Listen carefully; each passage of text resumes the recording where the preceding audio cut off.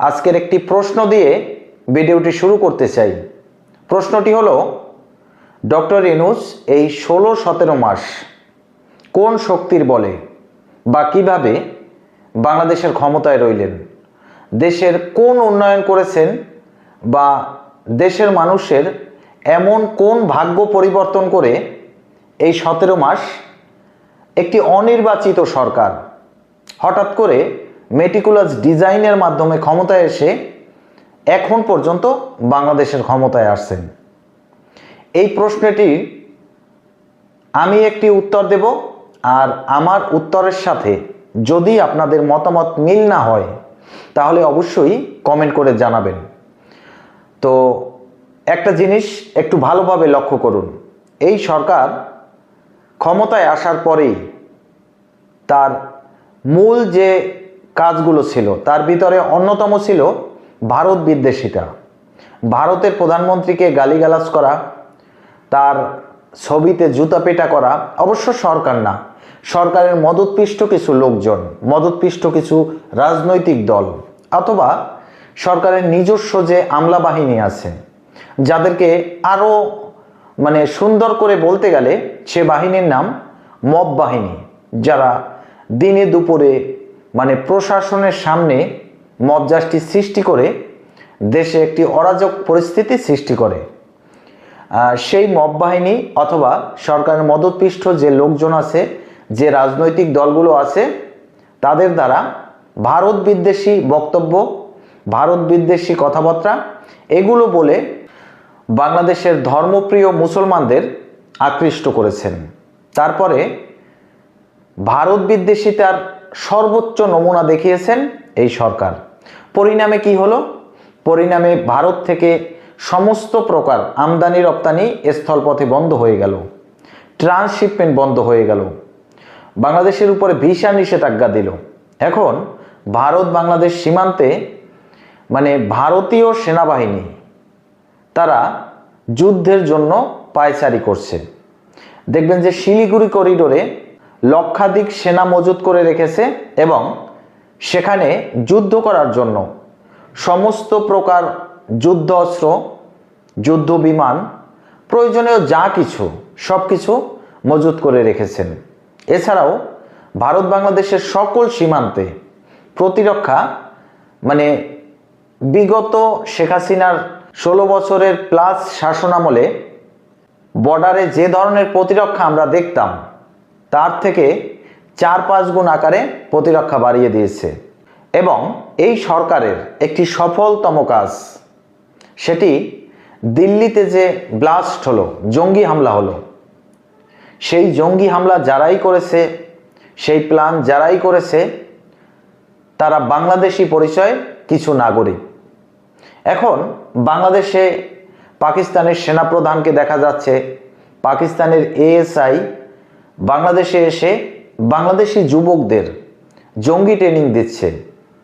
তো ভারতের বিরুদ্ধে বিস্ফোরক মন্তব্য, ভারতের বুকে জঙ্গি হামলা বা ভারতকে নিয়ে চীনে গিয়ে প্রধান উপদেষ্টা যে বক্তব্য দিলেন, চিকেন নেকের উপরে লালমনিরহাটে একটি চায়না এয়ারবেস তৈরি করবেন, তারপরে মোংলা বন্দরকে চায়নামুখী করে তুলবেন, চীনের সাথে ব্যবসা বাণিজ্য আগের থেকেও পর্বত সম উঁচুতে নিয়ে যাবেন, এই সকল বিস্ফোরক মন্তব্য করে ভারত বাংলাদেশের সম্পর্কটা একদম ধ্বংস করে দিয়েছেন।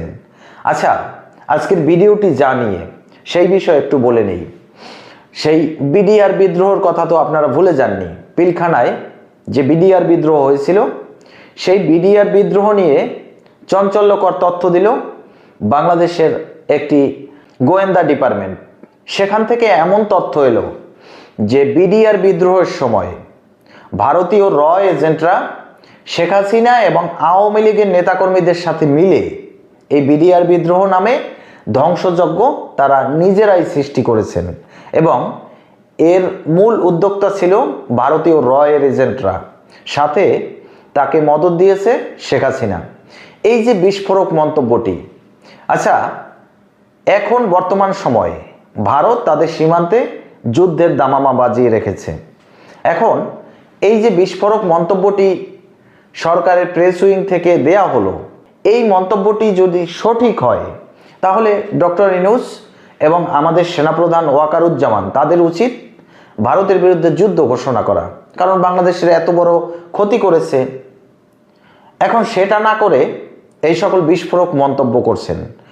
এই গেল 6-7 মাস আগে নরেন্দ্র মোদীর ছবিতে জুতা পেটা করা হয়েছে, অথচ সেই ইন্ডিয়াই টনকে টন ইলিশ, আম এগুলো নিয়ে তাদের সাথে সম্পর্ক পাতানোর জন্য ইন্ডিয়ার দ্বারে দ্বারে ধর্ণা ধরছে সরকার তথা সরকারের উপদেষ্টা পরিষদের সবাই। কিছুদিন আগে দেখলাম খলিলুর রহমান ভারতে গেলেন অজিত দোভালের সাথে বৈঠক করতে, আবার সেখান থেকে এসে কাতারে গেলেন, সেখানে ভারত, আমেরিকা এবং কাতারের সাবেক গোয়েন্দা প্রধান তার সাথে একটি বৈঠক করলেন। এখন ভারতকে নিয়ে এত টানা হেঁচড়া, ভারত বিদ্বেষিতা, ভারত থেকে চাল বন্ধ করে দিয়েছে রপ্তানি বাংলাদেশে, এখন সেই চাল আরব আমিরাত থেকে আমাদের কিনে আনতে হচ্ছে, অতিরিক্ত টাকা দিয়ে। তো আমরা কোন পর্যায়ে পৌঁছে গেছি ভারত বিদ্বেষিতা করতে করতে? বর্তমান বাংলাদেশের অর্থনীতি একদম ধ্বংস হয়ে গেছে। যেই জিডিপি স্বাধীনতার পরবর্তীকালীন সময়েও 71-এর পরেও 6 থেকে 6.5 ওঠানামা করছিল, সেই জিডিপি 6 থেকে 6.5 পর্যন্ত সেই আওয়ামী লীগের 2024 সালের 5ই আগস্ট পর্যন্ত ছিল। যখন এই অন্তর্বর্তীকালীন সরকার ক্ষমতায় আসলেন, তারপরে সেই জিডিপি এখন 3-এর নিচে নেমে গেছে। মানুষের জীবনের নিরাপত্তা, জানমালের নিরাপত্তা, এমনকি কবর তার লাশেরও নিরাপত্তা দিতে পারছে না এই সরকারের আমলে। আবার যেভাবে ধর্ষণ বেড়ে গেছে, যেভাবে কলকারখানা বন্ধ হয়ে গেছে, দ্রব্যমূল্যের দাম দিন আর দিন আকাশ ছোঁয়া গতিতে বৃদ্ধি পেয়ে চলছে, এটা কোন বাংলাদেশ এবং এই বাংলাদেশকে কারা পরিচালিত করছে? এই সকল ভারত বিদ্বেষী কথাবার্তা, ভারতকে শত্রু হিসেবে পরিচালিত করে পাকিস্তানের সাথে সম্পর্ক মজবুত করা, তুরস্কের সাথে সম্পর্ক মজবুত করা, এটাই কি এই সরকারের মূল এজেন্ডা না? তো সরকার টিকে আছে কিভাবে? সরকার টিকে আছে এই ভারত বিদ্বেষিতা করে। বাংলাদেশের ধর্মপ্রিয় মুসলমানদের মন জয় করার জন্য ভারত বিদ্বেষিতা করে, ভারতের নিন্দা বদনাম করে আজকের বাংলাদেশটাকে ধ্বংস করে দিয়েছে। আর এখন বিডিআর বিদ্রোহ, সেই কবে গেছে বিডিআর বিদ্রোহ, সেই বিডিআর বিদ্রোহর নাম এখন ভারতীয় রয়ের এজেন্টদের দেয়া হচ্ছে। তো এই বাংলাদেশের ভবিষ্যৎ কোথায়? একটা বড় ধরনের সর্বনাশ, বড় ধরনের যুদ্ধ বা বাংলাদেশকে একটি যুদ্ধের মুখে ঠেলে না দিয়ে পর্যন্ত এই সরকার শান্ত হবে না, বা সরকারের যারা আমলাতন্ত্রের যারাই আছেন তারা শান্ত হবেন না। বর্তমান পরিস্থিতিটা এমন একটা ঘোলাটে পরিস্থিতি, বাংলাদেশের রাজনীতি কার হাতে? তারেক রহমান দেশে ফিরতে পারছেন না। সরকারের পক্ষ থেকে বারবার বলা হচ্ছে যে তারেক রহমানের দেশে ফিরতে কোনো রকমের কোনো সমস্যা নেই। তাহলে কেন ফিরছেন না? কেন তারেক রহমান তার অসহায়ত্বের কথা তার ফেসবুক পোস্টে প্রকাশ করলেন? বিএনপির নেতাকর্মীরা তারাও এই বিষয়ে মুখ খুলতে সাহস পাচ্ছে না। কোনো কোনো গণমাধ্যম স্পষ্ট করে বলছে যে ভারত এবং আমেরিকান ডিপ স্টেটের চাপের কারণে তারেক রহমান দেশে ফিরতে পারছে না। তাহলে ভারতের চাপকে যদি এতই ভয় মনে হয়, কেন ভারতের নামে সমালোচনা করেন? কেন ভারতকে নিয়ে বিদ্বেষ করেন? ভারতের সাথে সম্পর্ক খারাপ করেন? আজকের ভারত এবং বাংলাদেশের যে সম্পর্ক, বাংলাদেশের জন্ম অবধি বাংলাদেশের একমাত্র কাছের বন্ধু রাষ্ট্র ছিল এই ভারত। সেই ভারত এখন আমাদের শত্রু রাষ্ট্রে পরিচিত হয়েছে। ভারত আমাদেরকে শত্রু বলে গণ্য করে। ভারত আমাদের সাথে যুদ্ধ করতে চায়। ভারত আমাদের সাথে সমস্ত প্রকারের আমদানি রপ্তানির সম্পর্ক ছিন্ন করে দিয়েছে। বর্তমান সময় ভুটানের একটি পণ্যবাহী কন্টেইনার ট্রান্সশিপমেন্টের মাধ্যমে, যেগুলো ভারতের পথ ব্যবহার করে বিশ্বের বিভিন্ন দেশে যেত, সেই ট্রান্সশিপমেন্ট বন্ধ হয়ে গেছে। তারপরেও ট্রান্সশিপমেন্টের দোহাই দিয়ে ভুটানে পণ্য কিভাবে রপ্তানি করতে চাচ্ছে বাংলাদেশ, এখন ভারতের দ্বারে দ্বারে ঘুরছে।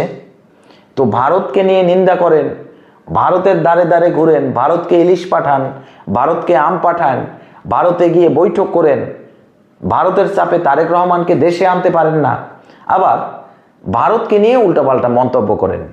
এবং শেখ হাসিনা, সাবেক প্রধানমন্ত্রী শেখ হাসিনা, তিনি এখনও ভারতে অবস্থান করছেন। ভারত যে অংশগ্রহণমূলক নির্বাচনের কথা বলে, কি এর অংশগ্রহণমূলক নির্বাচন? ভারত মূলত এটাই বলে যে আওয়ামী লীগকে ছাড়া নির্বাচন করা যাবে না। সমস্ত ভারত আওয়ামী লীগ করে। ভারতের এমন কোনো ব্যক্তি নাই যারা আওয়ামী লীগ না করে। তো সেই ভারতকে কিভাবে এত ছোট করে দেখছেন? পৃথিবীর চতুর্থ বৃহত্তম পরাশক্তির দেশ ভারত, পৃথিবীর তৃতীয় বৃহত্তম অর্থনৈতিক আর শক্তিশালী দেশ ভারত, যাকে আমেরিকা পর্যন্ত তোয়াক্কা করে কথা বলতে ভয় পায়, যার সাথে সম্পর্ক করার জন্য রাশিয়া এবং চীন অধীর আগ্রহে দুই হাত বাড়িয়ে বসে থাকে যে ভারত কখন তাদের সাথে সম্পর্ক স্থাপিত করবে। তো সেই ভারতকে নিন্দা করছেন। সেই ভারতের সাথে যেভাবে যুদ্ধ হয় সেই রকমের মন্তব্য বা সেই রকমের কথাবার্তা বাংলাদেশে বসে বাংলাদেশি কিছু লোকজন বলছে। তো যদি কিছু হয় তাহলে 5 সেকেন্ড এই বাংলাদেশের অস্তিত্ব থাকবে? তো দর্শক, আজকের এই পর্যন্তই শেষ করছি। পরবর্তীতে নতুন কোনো ভিডিও নিয়ে আসবো। সেই পর্যন্ত ভালো থাকুন, সুস্থ থাকুন। আল্লাহ হাফেজ।